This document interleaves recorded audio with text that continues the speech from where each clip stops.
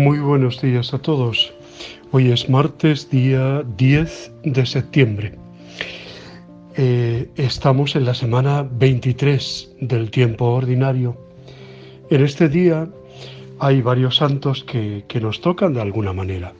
Por un lado está San Pedro de Mezonzo, del que es uno de los autores que se dice que es el inventor de la famosa salve: Dios te salve, Reina y Madre de Misericordia. Solo por eso ya merece toda nuestra atención. Y también está San Nicolás de Tolentino, patrono de las almas del purgatorio. He elegido este, así que luego hablaremos de San Nicolás. Primero el Evangelio del día, que es un evangelio precioso, breve pero con mucha sustancia. Es Lucas 6, 12, 19. Así, a bote pronto, lo primero que me llama la atención es la importancia que da el evangelista y por supuesto Jesús a la oración. Dice: en aquellos días Jesús salió al monte a orar y pasó la noche orando a Dios. Es algo muy importante lo que va a hacer, y por eso Jesús se lo toma con esa importancia, ¿no? Y reserva su tiempo y reserva pues su dedicación a ese hecho de orar primero. Y dice el texto: cuando se hizo de día, llamó, escogió y nombró. Esos tres verbos: llamó, escogió y nombró apóstoles, pues a todo ese número de apóstoles en el que hay gente de todo tipo, desde gente más o menos preparada, como podía ser, por ejemplo, Mateo, que era recaudador de impuestos, gentes, bueno, pues de un alma grande y de un corazón grande, como era Pedro, como era su hermano Andrés, como era Santiago, Juan, y también gente muy zafia, como fue y resultó ser Judas Iscariote, ¿no? Con esa humanidad que aparece en los textos del Evangelio, de apóstoles tozudos, apóstoles que no entienden, apóstoles que están un poco al margen, pero el Señor llamó, escogió y nombró a los que Él quiso y para que estuvieran con Él. Después, al final del Evangelio dice: venían a oírlo y a que los curara de sus enfermedades. Los atormentados por espíritus inmundos quedaban curados. La gente trataba de tocarlo y salía de él una fuerza grande que los curaba a todos. Es la fuerza no arrolladora, pero sí la fuerza grande del amor, de la misericordia de Dios, de la compasión de Dios que aparece en estos gestos, ¿no? Bueno, eso a bote pronto. Vamos a ver un poquito más detenidamente, ¿no? Antes de contar la elección de los 12 apóstoles, Lucas nos dice expresamente que Jesús subió a la montaña a orar y pasó la noche orando a Dios.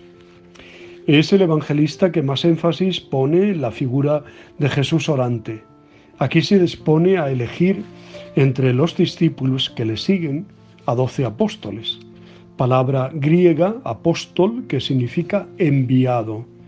Pero el Evangelio da importancia al hecho de que antes se pasa la noche orando a su Padre. Son 12, un número que puede verse como simbólico de muchas cosas. Los 12 meses del año, pero sobre todo las 12 tribus de Israel. Así Jesús manifiesta que el nuevo Israel, la Iglesia, viene a sustituir y cumplir lo que se había empezado en el antiguo. La lista de los 12 aparece varias veces en el Evangelio, con ligeras diferencias de orden que aquí no nos interesa subrayar. Los 12 no son grandes personalidades, le van a defraudar en más de una ocasión, pero es el estilo de Dios, que va eligiendo para su obra a las personas débiles. Y yo soy uno de esos casos exponentes, ¿no? Y el Señor capacita a los que Él va eligiendo. A partir de ahora, estos 12 van a acompañar muy de cerca a Jesús y van a colaborar en su evangelización, en sus signos de curación y de liberación del mal, aunque tendrán que madurar mucho para ser los colaboradores que Jesús necesita para la salvación del mundo. Como tú, como yo, como todos, que tenemos que madurar, que tenemos que formarnos, que tenemos que orar mucho, y leer mucho la palabra de Dios, profundizar en ella, etc.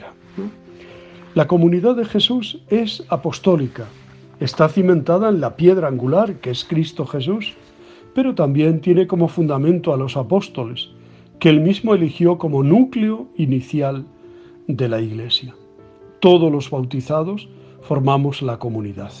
El cuerpo de Cristo, que es la cabeza, Él es el pastor, la luz, el maestro, la puerta, etc. Pero a la vez recordamos que mandó a los apóstoles que enseñaran y que fueran pastores y luz para el mundo. Detrás de ellos vinieron sus sucesores como Pablo y Bernabé, Timoteo, Tito, ministros en una comunidad compuesta por innumerables hombres y mujeres. Y ahora nosotros. No todos somos sucesores de los apóstoles, como el Papa o los obispos, pero sí todos miembros activos de la Iglesia. En la Iglesia no hay miembros pasivos, o de segunda clase. Todos somos miembros activos.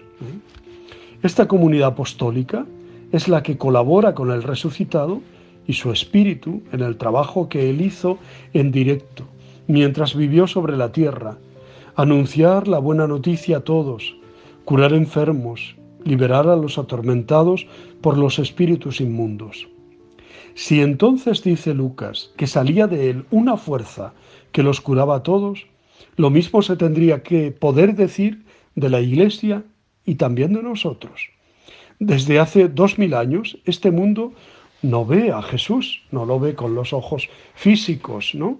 Pero debería sentir la fuerza curativa y liberadora de la comunidad de Jesús, en todos los ambientes, también en los más cercanos de la vida familiar y social y de nuestro trabajo. Es verdad que nosotros los sacerdotes, por ejemplo, podemos decir que percibimos esa fuerza curativa y liberadora en el sacramento de la confesión o cuando administramos cualquier sacramento, ¿no? Pero también cada fiel puede decir algo parecido, ¿no? Pues cuando escucha a un hermano, cuando ayuda a alguien consolándole, cuando da ánimos a una persona que pasa por depresión o por duelo, cuando apoya a un enfermo, cuando da un buen consejo, cuando da un buen ejemplo, cuando hay coherencia de vida. Todo eso pueden ser signos de liberación y de curación. A través nuestra, Dios también bendice, y bendice a través de todos. Hoy se celebra la Iglesia, entre otros, a San Nicolás de Tolentino. Nació en Angelo, Italia, en 1245. Se dice que su madre, ya avanzada en años, no había podido concebir y junto a su esposo hicieron una peregrinación al santuario de San Nicolás de Bari, donde ella rogó a Dios por un hijo que se entregaría al servicio divino. Tiempo después quedó embarazada. Mientras crecía, el pequeño Nicolás pasaba horas en oración, escuchaba con entusiasmo la palabra de Dios, llevaba a su casa a los pobres para compartir con ellos lo que tenía y se deleitaba en leer buenos libros como estudiante. Después de escuchar el sermón de un fraile o ermitaño de la Orden de San Agustín, se decidió a renunciar al mundo e ingresó en la orden en el convento del pequeño pueblo de Tolentino. Hizo su profesión religiosa antes de haber cumplido los 18 años de edad y en 1271 fue ordenado sacerdote en el convento de Cíngole.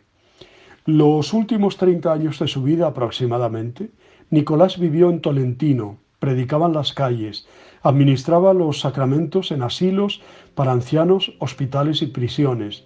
Asimismo pasaba largas horas en el confesonario.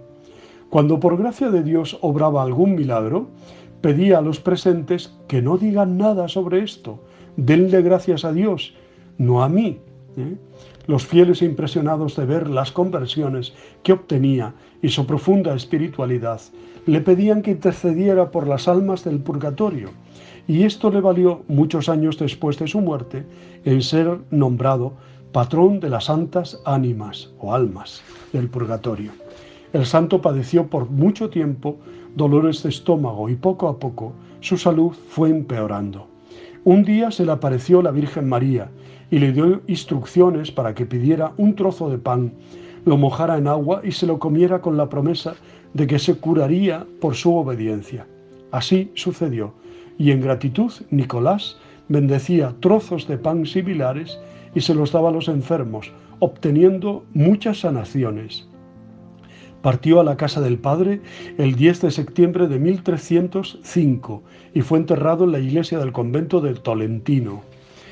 Muchas décadas después fue expuesto su cuerpo incorrupto y se dice que al parecer un hombre extranjero le cortó los brazos para llevárselos a su país natal, pero fue capturado por un flujo de sangre que brotó de las extremidades del santo.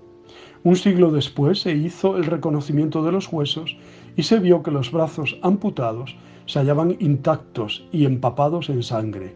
Siglos después se repitió el derramamiento de sangre fresca de los brazos de San Nicolás de Tolentino.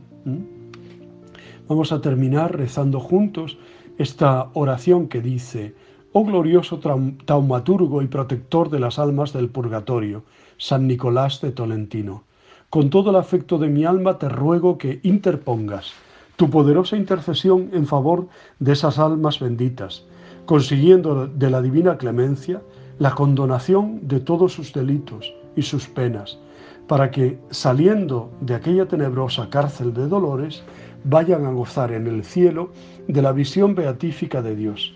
Y a mí, tu devoto siervo, alcánzame, oh gran santo, la más viva compasión y la más ardiente caridad hacia aquellas almas queridas. Por Jesucristo nuestro Señor. Amén. Os deseo muy buen día. Os bendigo, os abrazo, os bendigo en el nombre del Padre, del Hijo y del Espíritu Santo. Os quiero.